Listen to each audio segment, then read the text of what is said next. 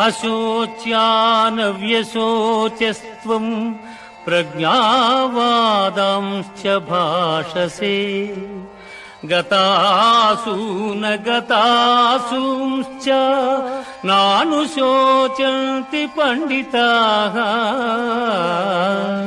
నానుశోచంతి పండితాః.